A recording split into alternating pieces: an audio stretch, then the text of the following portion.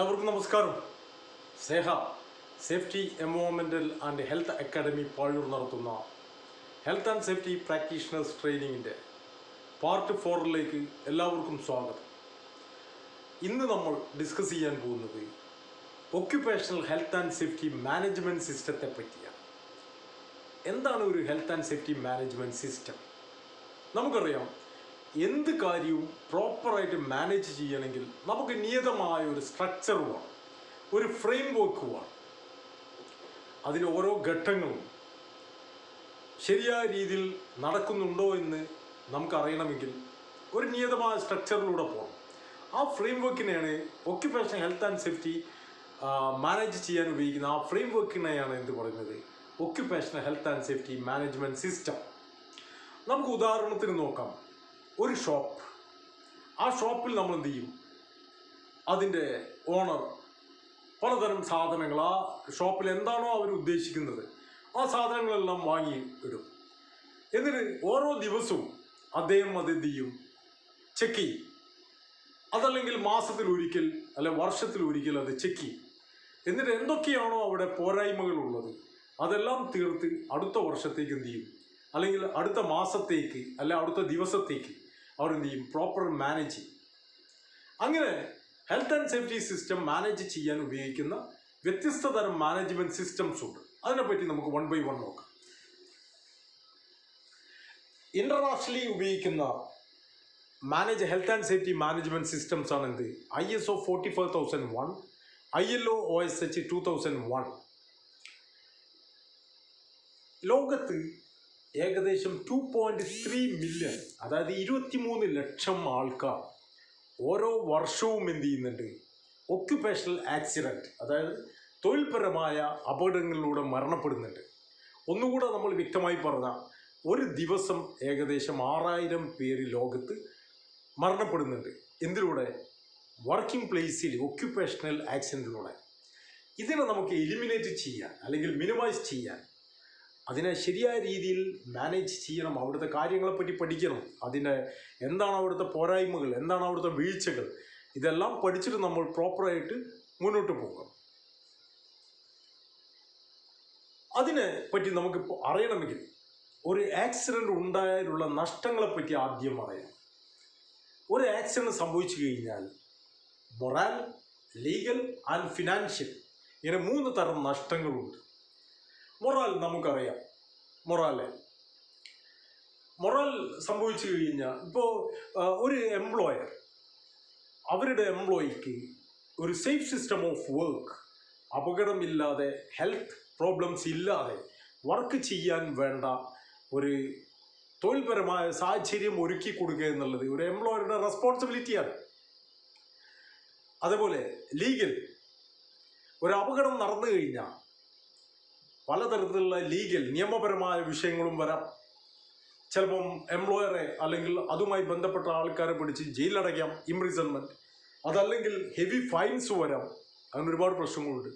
Financial, ഒരുപാട് losses ഉണ്ടാവാം. ഒരു അപകടം നടക്കുന്ന സമയത്ത് ആ പ്ലാന്റ് എല്ലാം നിശ്ചലമാകും. പിന്നീട് ആക്സിഡൻറ്റ് ഇൻസിഡൻറ്റ് ഇൻവെസ്റ്റിഗേഷൻ, ഇദ്ദേഹത്തെ ഹോസ്പിറ്റലൈസ് ചെയ്യണം, പകരം ആൾക്കാരെ നമ്മൾ അവിടെ അലോക്കേറ്റ് ചെയ്യണം, കമ്പനിയുടെ ബാഡ് റെപ്യൂട്ടേഷൻ വരാം. അങ്ങനെ ഒരുപാട് നഷ്ടങ്ങളുണ്ട്. അപ്പോൾ ഡയറക്റ്റ് ഓർ ഇൻഡയറക്റ്റ് ലോസസ് ഉണ്ടാവും. അപ്പോൾ നമുക്ക് ചോദിക്കാം, ഓരോ കമ്പനിയും ഇൻഷുർഡ് അല്ലേ? നമ്മൾ അറിയേണ്ടത് ഇൻഷുർഡ് ആൻഡ് അൺഇൻഷുർഡ് കോസ്റ്റ്, 2 തരം ലോസസ് ഉണ്ടാവും. ഇൻഷുർഡ് കോസ്റ്റിൽ നിന്ന് എത്രത്തോളം കിട്ടുമോ അതിൻ്റെ 8 മുതൽ 36 മടങ്ങ് വരെ, 8 to 36 മടങ്ങ് വരെ അൺഇൻഷുർഡ് കോസ്റ്റാണ്. ഇതെല്ലാം പഠനങ്ങളിലൂടെ മനസ്സിലാക്കിയ കാര്യങ്ങളാണ്. അപ്പോൾ വലിയ നഷ്ടങ്ങളാണ് ഒരു ആക്സിഡൻറ്റ് സംഭവിച്ചാൽ ഉണ്ടാവുക, മൊറാൽ, ലീഗൽ ആൻഡ് ഫിനാൻഷ്യൽ. ഈ നഷ്ടങ്ങൾ ഒഴിവാക്കണമെങ്കിൽ അവിടെ എന്ത് വേണം, ഒരു proper safety management system implement ചെയ്യണം. അതിനായിട്ട് ഉപയോഗിക്കുന്ന മാനേജ്മെൻറ്റ് സിസ്റ്റത്തെ ഓൾറെഡി നമ്മൾ പറഞ്ഞു. അപ്പോൾ ഈ മാനേജ്മെൻറ്റ് സിസ്റ്റംസ് വർക്ക് ചെയ്യുന്നത് ഈ ഒരു സ്ട്രക്ചറിലാണ്, പ്ലാൻ, ഡു, ചെക്ക്, ആക്ട്. അതിനെപ്പറ്റി നമുക്ക് കൂടുതൽ മനസ്സിലാക്കാൻ നമുക്കൊരു എക്സാമ്പിളിലൂടെ നോക്കാം. പലതരം എക്സാമ്പിൾ നമുക്ക് എടുക്കാം. പക്ഷേ ഒരു എക്സാമ്പിൾ, നമ്മുടെ നാട്ടിൽ പലതരം രാഷ്ട്രീയ പാർട്ടികളുണ്ട്. ഞാൻ രാഷ്ട്രീയം പറയുകയല്ല, പലതരം രാഷ്ട്രീയ പാർട്ടികൾ. Congress, communist Marxist party, BJP, മുസ്ലിം ലീഗ്, ജനതാദൾ, പലതരം രാഷ്ട്രീയ പാർട്ടികളുണ്ട്. അവർക്കെല്ലാം അവരുടേതായ പോളിസികളുണ്ട്.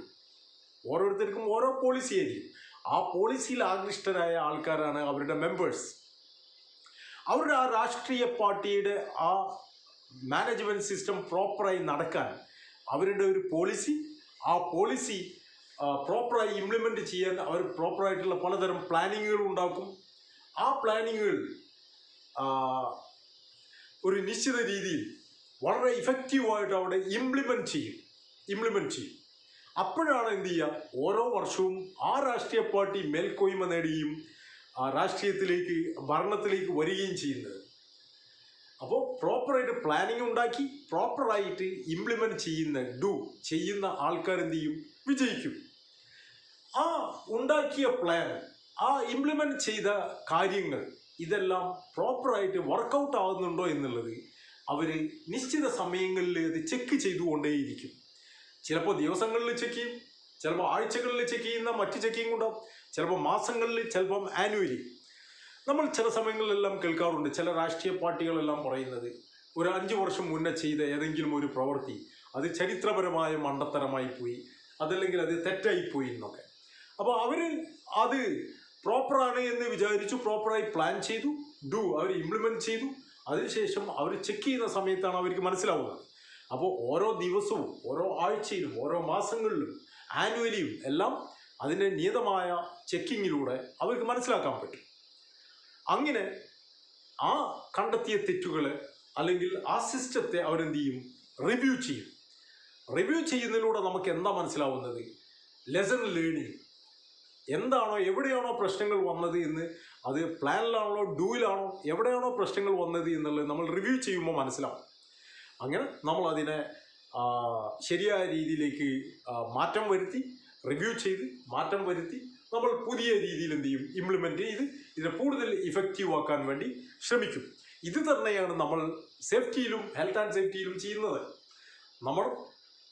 നമ്മുടെ പോളിസി ഇംപ്ലിമെൻറ്റ് ചെയ്യാൻ, പോളിസിയിൽ പറയുന്ന കാര്യങ്ങൾ ഇഫക്റ്റീവായി കിട്ടാൻ എന്താണ് ഒരു പോളിസി, നമ്മൾ ഓൾറെഡി അതിനെപ്പറ്റി പഴയ ക്ലാസ്സിലെല്ലാം സംസാരിച്ചതാണ്. ഇനി നമ്മൾ പോളിസി എങ്ങനെ ഫോമുലേറ്റ് ചെയ്യാം എന്നുള്ളൊരു ക്ലാസ് വരുന്നുണ്ട്. അത് നമ്മൾ കൂടുതൽ അതിനെപ്പറ്റി വിശദമാക്കുന്നതാണ്. പോളിസി എന്ന് പറഞ്ഞു കഴിഞ്ഞാൽ ഒരു ഓർഗനൈസേഷനിലെ എംപ്ലോയീസിനും അവിടുത്തെ വിസിറ്റേഴ്സിനും അതുമായി ബന്ധപ്പെട്ട ജനറൽ പബ്ലിക്കിനും ഇഞ്ചുറി ഉണ്ടാവാതെ, ആക്സിഡൻറ്റ് ഉണ്ടാവാതെ, അവിടെ ആ രാജ്യത്തിൻ്റെ അല്ലെ ഇൻ്റർനാഷണൽ നിയമങ്ങൾ പാലിക്കാനുമുള്ള പ്രതിബദ്ധത, അതായത് പ്രതിജ്ഞാബദ്ധത സൂചിപ്പിക്കുന്ന കാര്യങ്ങളാണ് പോളിസി. 5 പേരോ അതിൽ കൂടുതലോ ആൾക്കാരുണ്ടെങ്കിൽ അവിടെ ഒരു റിട്ടേൺ പോളിസി ഉണ്ടായിരിക്കണം. എന്തൊക്കെ? Prevent the injury, commitment to prevent the injury, commitment to complete the legal requirements and continual improvement.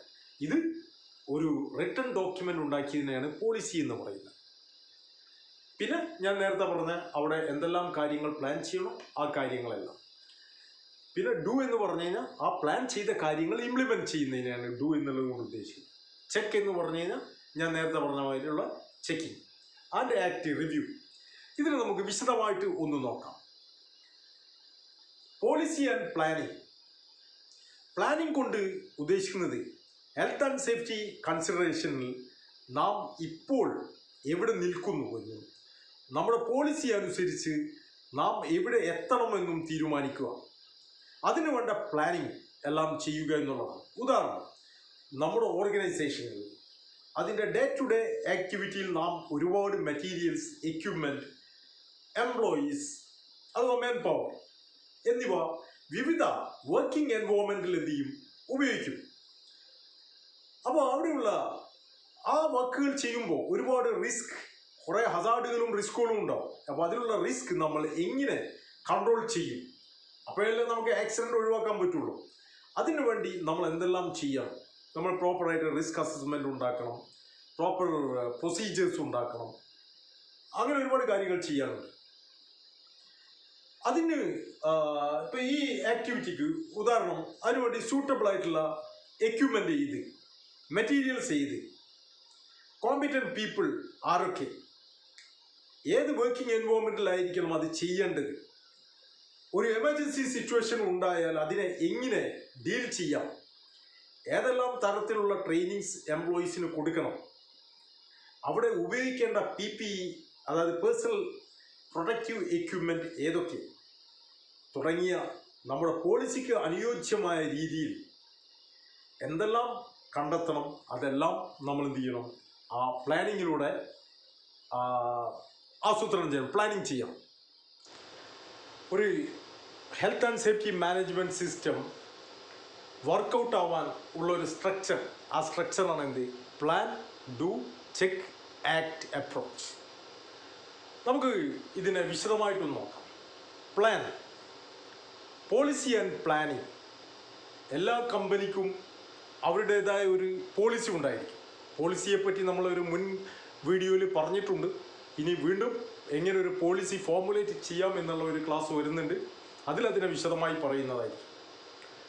എന്താണ് ഒരു പോളിസി കൊണ്ട് ഉദ്ദേശിക്കുന്നത്? ഒരു ഓർഗനൈസേഷനിൽ വർക്ക് ചെയ്യുന്ന എംപ്ലോയീസ്, അവിടുത്തെ വിസിറ്റേഴ്സ്, അവിടുത്തെ മറ്റുള്ള അതുമായി ബന്ധപ്പെട്ട ജനറൽ പബ്ലിക്, അവർക്ക് ഒരു ഇഞ്ചുറി വരാതിരിക്കാൻ അല്ലെങ്കിൽ അപകടങ്ങൾ ഉണ്ടാവാതിരിക്കാൻ കമ്പനിയുടെ പ്രതിജ്ഞാബദ്ധത അതല്ലെങ്കിൽ പ്രതിബദ്ധത അത് എങ്ങനെയെന്നുള്ളതാണ് കാണിക്കുന്ന ഒരു റിട്ടൺ ഡോക്യുമെൻറ്റിനെയാണ് നമ്മൾ പോളിസി എന്ന് പറയുന്നത്. അതിൽ നമ്മൾ എന്തെല്ലാം ചെയ്യുന്നു? കമ്പനി അത് കമ്പനിയുടെ commitment to prevent the injury, commitment to comply the legal requirements and continual improvement, ഇതെല്ലാം കാണിക്കുന്നു. 5 പേരോ അതിൽ കൂടുതലോ ഉള്ള ഏതൊരു കമ്പനിയാണെങ്കിലും അതിനൊരു റിട്ടേൺ പോളിസി ഉണ്ടായിരിക്കാം. പിന്നെ പ്രോപ്പറായിട്ടുള്ള planning, improvement planning and coordination. നമ്മൾ എന്ത് ചെയ്യണം? അവിടെ ഒരുപാട് സ്റ്റാൻഡേർഡ് പ്രൊസീജിയേഴ്സ്, SOPs ഉണ്ടാക്കണം. Organisation resource accountabilities and responsibilities. ഈ കാര്യങ്ങളെല്ലാം ലഭ്യമാവണമെങ്കിൽ, അവിടെ പ്രോപ്പറായിട്ട് health and safety management system implement ചെയ്യണമെങ്കിൽ ഓരോ കാര്യത്തിനും റെസ്പോൺസിബിലിറ്റീസ് ആൻഡ് അക്കൗണ്ടബിലിറ്റീസ് വ്യത്യസ്ത ആൾക്കാർക്ക് നമ്മൾ അലോക്കേറ്റ് ചെയ്യാം. Legal and other regulations registry, ഓരോ നാഷണൽ ആൻഡ് ഇൻ്റർനാഷണൽ ഓരോ രാജ്യത്തുമുള്ള റെഗുലേഷൻസ്, അതിൻ്റെ ഒരു രജിസ്റ്റർ നമ്മൾ ഉണ്ടാക്കണം. ട്രെയിനിങ് ആൻഡ് കോമ്പിറ്റൻസി, ഏതെല്ലാം ട്രെയിനിങ്സ് ആണോ കൊടുക്കേണ്ടത്, ഏത് തരം കോമ്പിറ്റൻസിയാണ് വേണ്ടത്, അത് നമ്മൾ പ്ലാൻ ചെയ്യണം. കമ്മ്യൂണിക്കേഷൻസ് ആൻഡ് കൺസൾട്ടേഷൻ, ഏത് തരം കമ്മ്യൂണിക്കേഷൻസാണ് നമ്മൾ നടത്തേണ്ടത്, എങ്ങനെ, എന്ത് തരം കൺസൾട്ടേഷൻ എങ്ങനെ നടത്തണം, ഇതെല്ലാം നമ്മൾ ഇതിൽ എന്ത് ചെയ്യണം? പ്ലാൻ ചെയ്യണം. എന്നിട്ട് ആ കാര്യങ്ങളെല്ലാം നമ്മൾ ഇംപ്ലിമെൻറ്റ് ചെയ്യണം. Hazard or risk management, proper risk assessment ഉണ്ടാക്കണം. അപ്പോൾ അതെങ്ങനെ ഉണ്ടാക്കാം എന്നുള്ളത് നമുക്ക് വരുന്ന ഒരു ക്ലാസ്സിൽ ഉണ്ടായിരിക്കും. ഓപ്പറേഷണൽ കൺട്രോൾ ഉണ്ടാക്കണം, management of change, contractor management, emergency management. ഈ വർക്കുകളെല്ലാം ചെയ്യുമ്പോൾ പലതരം എമർജൻസി സിറ്റുവേഷൻസ് ഉണ്ടാവാം, ഫയർ ഉണ്ടാവാം, അതല്ലെങ്കിൽ ആക്സിഡൻറ്റുകൾ ഉണ്ടാവാം, മറ്റേ ആക്സിഡൻറ്റുകൾ ഉണ്ടാവാം, അതല്ലെങ്കിൽ ബിൽഡിംഗ് കൊളാപ്സ്, അല്ലെങ്കിൽ എർത്ത് ക്വേക്ക്, അതല്ലെങ്കിൽ ടെറർ അറ്റാക്ക്, ഏതെങ്കിലും തരത്തിലുള്ള എമർജൻസി സിറ്റുവേഷൻ ഉണ്ടായാൽ അതിനെ മാനേജ് ചെയ്യാനുള്ള എല്ലാ ഇംപ്ലിമെൻറ്റേഷനും അവിടെ ഉണ്ടായിരിക്കും. Documentation and document control. ഞാൻ നേരത്തെ പറഞ്ഞു, ഒരു ഷോപ്പ് അവരെന്ത് ചെയ്യും? എല്ലാ ദിവസവും അല്ലെങ്കിൽ എല്ലാ ആഴ്ചയിലും എല്ലാ മാസത്തിലും അല്ലെങ്കിൽ വർഷത്തിലും ഒരിക്കൽ അവിടെയുള്ള കാര്യങ്ങളെല്ലാം അവർ ചെക്ക് ചെയ്യും.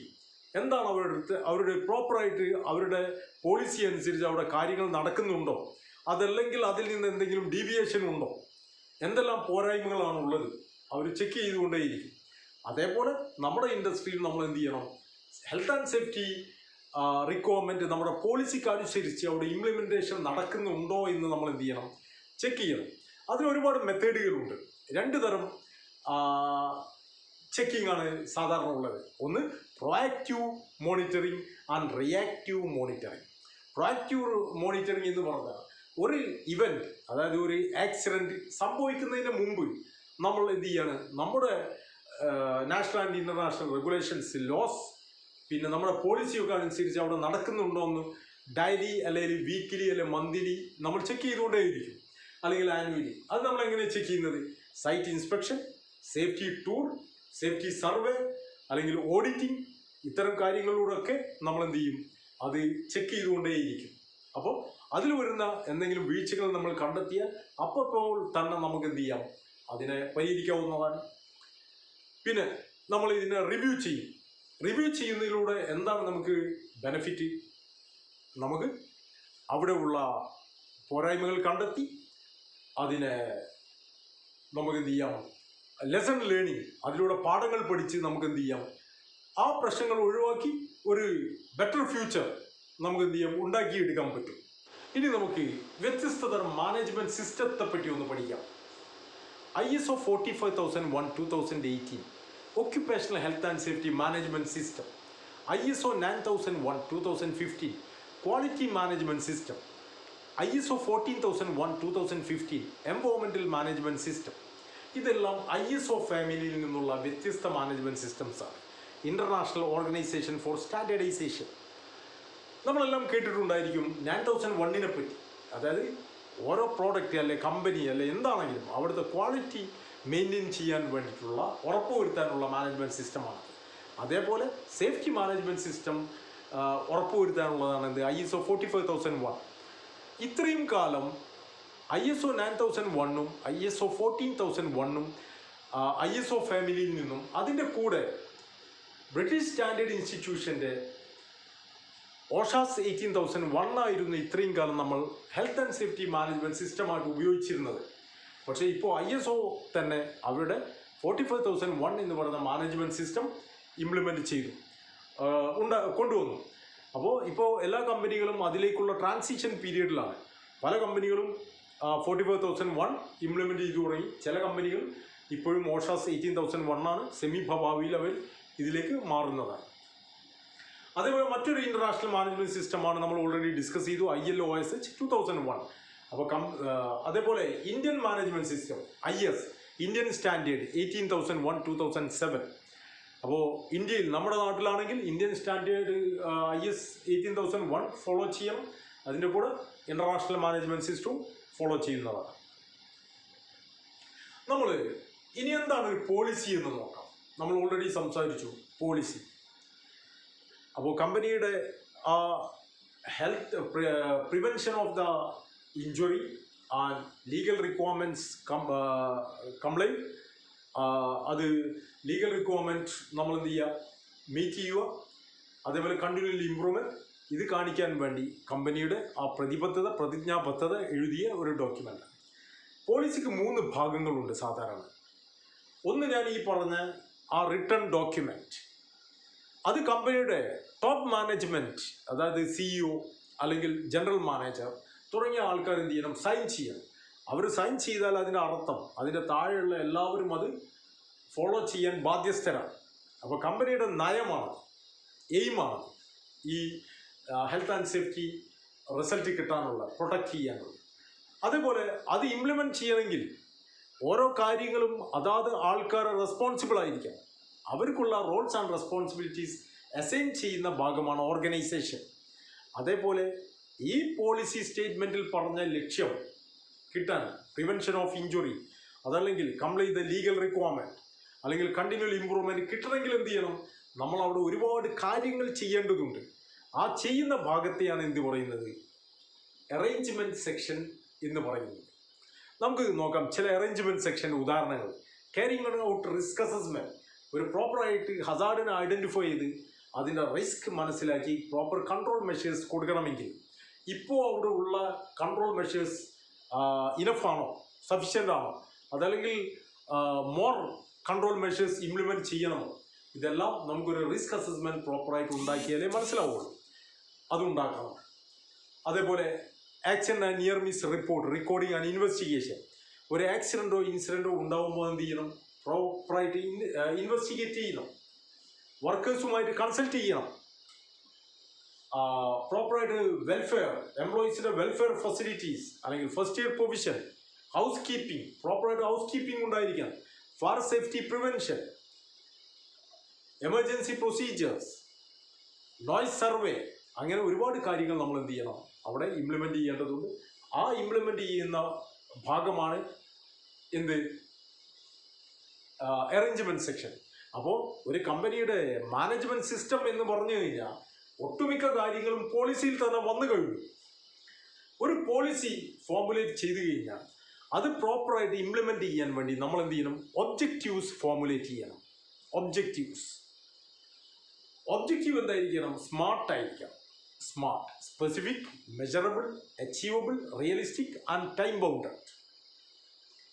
അത് ഇംപ്ലിമെൻറ്റ് ചെയ്തോ ഇല്ലയോ എന്ന് നമുക്കറിയാൻ നമ്മൾ എന്ത് ചെയ്യണം, പ്രോപ്പർ ടാർഗറ്റ് സെറ്റ് ചെയ്യണം. ആ ടാർഗറ്റിലൂടെ നമ്മൾ എന്ത് ചെയ്യാം, ഗോൾ സെറ്റ് ചെയ്യാം. അപ്പോൾ കമ്പനിയിലുള്ള എല്ലാ റിസ്ക്കും നമ്മൾ ലിസ്റ്റ് ഔട്ട് ചെയ്ത് കഴിഞ്ഞാൽ നമുക്ക് എന്ത് ചെയ്യാൻ പറ്റും, ഒബ്ജക്റ്റീവ് സെറ്റ് ചെയ്യാൻ പറ്റും. അതിലൂടെ നമുക്ക് ഗോൾ സെറ്റ് ചെയ്യാൻ പറ്റും. ഈ ഒബ്ജക്റ്റീവ് അച്ചീവ് ചെയ്യാനുള്ള ടാർഗറ്റ് അല്ലെങ്കിൽ കീ പെർഫോമൻസ് ഇൻഡിക്കേറ്റേഴ്സ് നമുക്ക് സെറ്റ് ചെയ്യാൻ പറ്റും. ഈ ഭാഗത്തെ പറ്റി പോളിസി, ഗോൾ, ഒബ്ജക്റ്റീവ്, ടാർഗറ്റ് ഇതിനെപ്പറ്റി മാത്രം ഒരു വീഡിയോ ചെയ്യുന്നതായിരിക്കും.